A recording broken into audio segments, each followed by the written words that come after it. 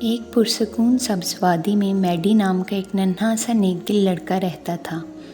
وہ دوسروں سے قد میں چھوٹا تھا، مگر اس کا دل سب سے بڑا اور سب سے نرم تھا۔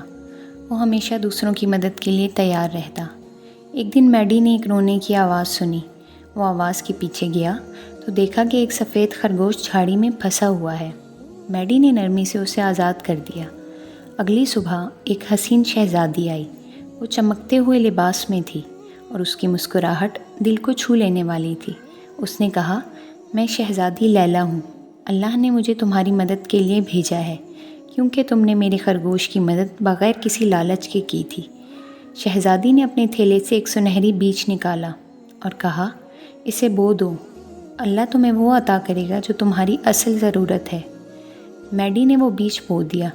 اگلی صبح اس کے باغ میں ایک اونچا چمکتا ہوا درخت تھا، جس کی شاخیں سنہری پھلوں سے بھری ہوئی تھیں۔ میڈی نے ایک پھل توڑا اور کھا لیا۔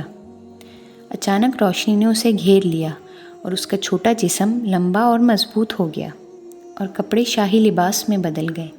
وہ دراصل ایک شہزادہ زیان تھا، جسے ایک دشمن نے جادو سے چھوٹا کر دیا تھا اور جنگل میں اکیلا چھوڑ دیا تھا۔ اللہ نے اس کی نیکی کے بدلے میں اسے دوبارہ عزت اور طاقت دی۔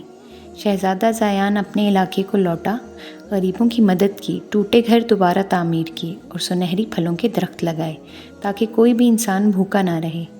شہزادی لیلا کے الفاظ ہمیشہ اس کے دل میں گونجتے رہے، جب تم اللہ کی رضا کے لیے کسی کی مدد کرتے ہو اگر تو آپ کو اللہ ہمارا تمہاری چینل مدد ایسے پسند آئے تو طریقے سے اس کو کرتا لائک ہے کریں، جس کا سبسکرائب تم نے کریں کبھی اور بیل تصور آئیکن بھی کو نہ پریس کیا کریں۔ ہو۔ Thank you.